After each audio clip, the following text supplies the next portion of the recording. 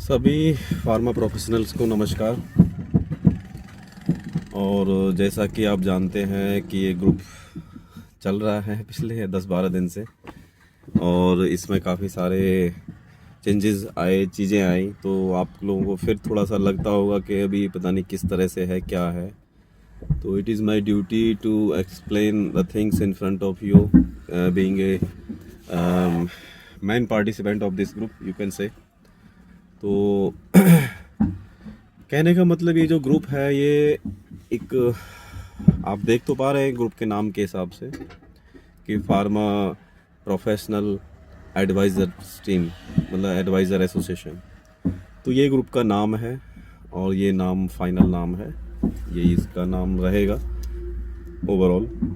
लेकिन इस ग्रुप का जो काम होगा, जैसे कि और भी वीडियो के माध्यम से बताया है, इस ग्रुप का काम ये होगा कि ये सेंट्रलाइज हमारी टीम होगी जो सभी फार्मा प्रोफेशनल्स को, फार्मा जो मैन्युफैक्चरर हैं, चाहे जॉब में है, चाहे बिजनेस में है, चाहे वो अपना छोटा बिजनेस कर रहे हैं, कोई ट्रेडिंग का बिजनेस कर रहा है, मैन्युफैक्चरिंग का बिजनेस कर रहा है, या मार्केटिंग कंपनी रजिस्टर्ड है, या थर्ड पार्टी मैन्युफैक्चरिंग है, मल्टीपल सेगमेंट्स में हम बेसिकली अलाइंड हैं ऑलरेडी, सबको पता है।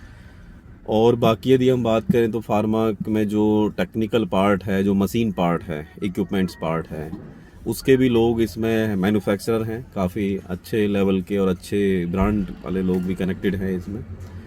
वो सब लोग आप देख भी पा रहे होंगे एक दूसरे के माध्यम से, क्योंकि मैन्युफैक्चरिंग जो फिनिश प्रोडक्ट के मैन्युफैक्चरर हैं वो भी हैं, साथ में जो मशीन मैन्युफैक्चरर हैं वो भी हैं।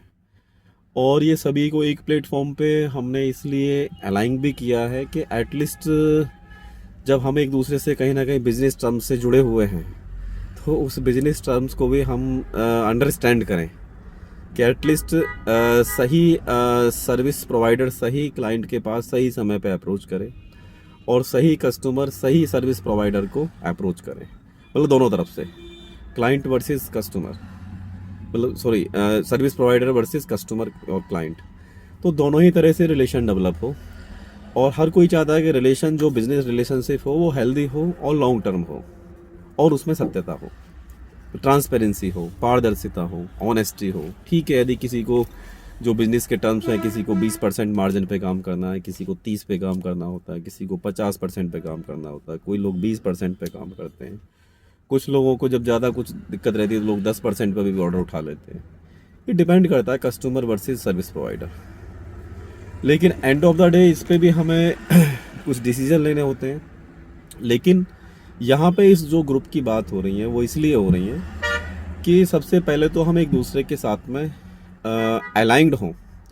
ये ज़रूरी नहीं है कि बिज़नेस करने के लिए आपको प्रोफेशन, मतलब बिजनेसमैन बनने की ज़रूरत है। बिजनेस करने के लिए पहले सोच में आपकी में बिजनेस आना चाहिए, पहले आपकी सोच पे थोड़ा सा काम होना चाहिए। सोच में कुछ आपके एथिक्स होने चाहिए, कुछ सिद्धांत होने चाहिए, कुछ कमिटमेंट्स होने चाहिए, कुछ खुद से कमिटमेंट्स होने चाहिए खुद के। नहीं तो हम खुद के कमिटमेंट खुद के साथ भी नहीं होंगे तो भी हमारा ये बिजनेस किसी काम का नहीं है।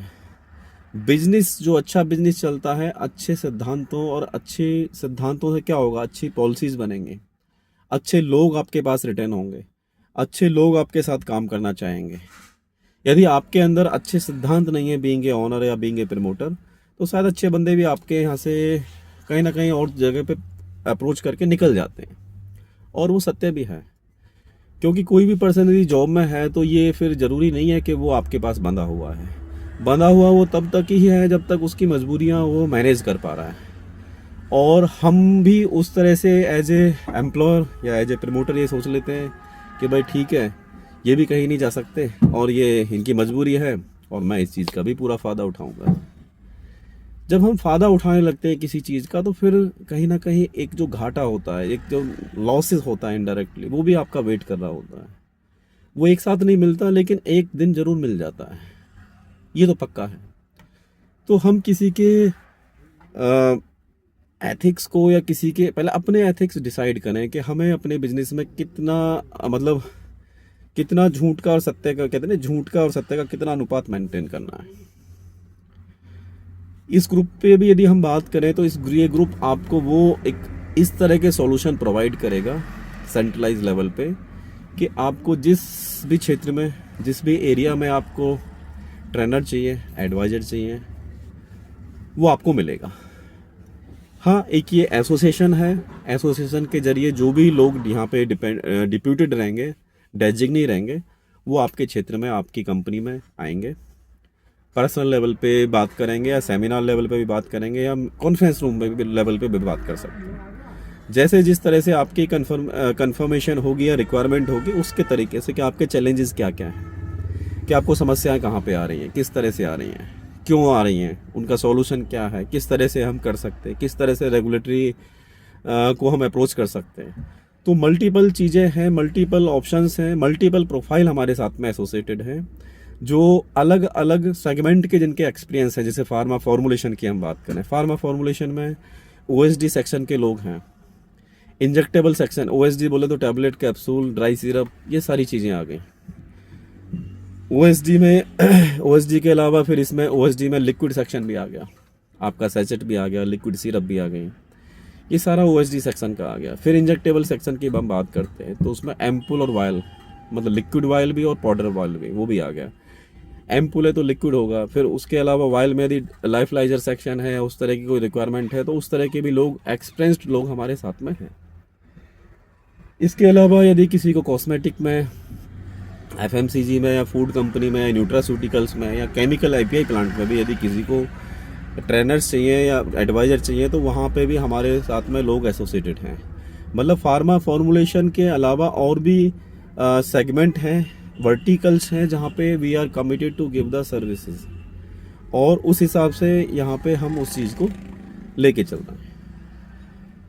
जैसा कि यदि आपको अपने बिजनेस को एनहेंस करना है, कैपेसिटी को एनहेंस करना है, या कैपेसिटी को ऑप्टिमम लेवल पे यूटिलाइज करना है, जो आपके पास में कैपेसिटी डेड पड़ी हुई है, बहुत सारे एम्प्लॉयमेंट के पास में बहुत सारा डेड स्टॉक पड़ा रहता है, डेड चीज़ें पड़ी रहती हैं, डेड मशीन्स पड़ी रहती हैं, डेड मटेरियल पड़ा रहता है, डेड एक चीज़ और भी डेड होती है, डेड पर्सन भी पड़े रहते हैं। शायद हम उनको यूटिलाइज नहीं कर पाते। क्यों नहीं कर पाते? क्योंकि हमको अपनी ही यूटिलाइजेशन नहीं पता है कि हम अपने आप को कैसे यूटिलाइज करें। दूसरों को यूटिलाइज करने से पहले are we ready to utilise our self? हम अपने आप को यूटिलाइज नहीं कर पाते, इसलिए we are not capable to utilise to anyone, to anything basically, किसी वस्तु को भी और किसी बंदे को भी। जब हम यूटिलाइजेशन प्रॉपर करने लगेंगे, ऑप्टिमम लेवल तक करने लगेंगे, तो डेफिनेटली चेंजेस आने लगेंगे। वही पिन पॉइंट्स पे, वही रूपरेखा पे, वही तरीके पे हमें काम करना होगा, और वो कैसे होगा यही एडवाइजरी टीम आपको बताएगी, पॉइंट टू पॉइंट बताएगी। जो भी प्रॉब्लम रहेगी पॉइंट टू पॉइंट बात होंगी, स्पेसिफिक बात होंगी, विद रेफरेंस के तौर पे बात होंगी, गाइडलाइन के रेफरेंस के तौर पे बात होंगी, प्रॉपर प्रूफ के साथ में बातें होंगी, कोई हवा में बात नहीं होगी। जो भी हमारी एडवाइजर टीम का हिस्सा है वो वेल एजुकेटेड हैं, वेल क्वालिफाइड हैं, उसमें 10 साल से लेके 10 साल अनुभव से लेके 40 साल तक के अनुभव के लोग हैं। उसकी एक फ़ीस भी रहेगी, नो डाउट, कोई भी चीज़ फ्री में तो होती नहीं है। जैसा जिस तरह से जो कस्टमर्स रहेंगे, जिस एरिया के रहेंगे, उसके हिसाब से उसका एक चार्ज रहेगा। और यदि आप एक बिज़नेस कर रहे हैं तो बिज़नेस तो यहीं से स्टार्ट हो जाता है कि उसका जो चार्ज, नॉमिनल चार्ज होगा, जो होता है नॉर्मली, वो आपको पे भी करना पड़ेगा। तो आप इस चीज़ को, पहली बात तो ग्रुप के पॉइंट ऑफ व्यू से मैं ये भी आपको कहने के लिए मैंने ये वीडियो बनाई है कि आप इसमें धैर्य के साथ बने रहें, देखते रहें, और जो आपको अपना इंट्रोडक्शन देना है, अभी बहुत सारे लोगों ने इंट्रोडक्शन नहीं दिया है। ओवरऑल यदि मैं देखूँ तो मुश्किल से 25% लोगों ने ही इंट्रोडक्शन दिया होगा। अभी भी 75% लोग ऐसे हैं जिन्होंने इंट्रोडक्शन नहीं दिया है। यदि हम इंट्रोडक्शन दे देंगे तो कोई मेरे ख्याल से गलत चीज़ नहीं है, और जो लोग रह गए हैं इंट्रोडक्शन उनको देना चाहिए, और देना ही चाहिए। यदि इस ग्रुप के एक एक्टिव पार्टिसिपेंट बनना चाहते हैं, कुछ पार्टिसिपेट करना चाहते हैं, तो अपना इंट्रोडक्शन दें, जिससे कि चीज़ों को हम और बाकी एक दूसरे से हम फेमिलियर हो सकें।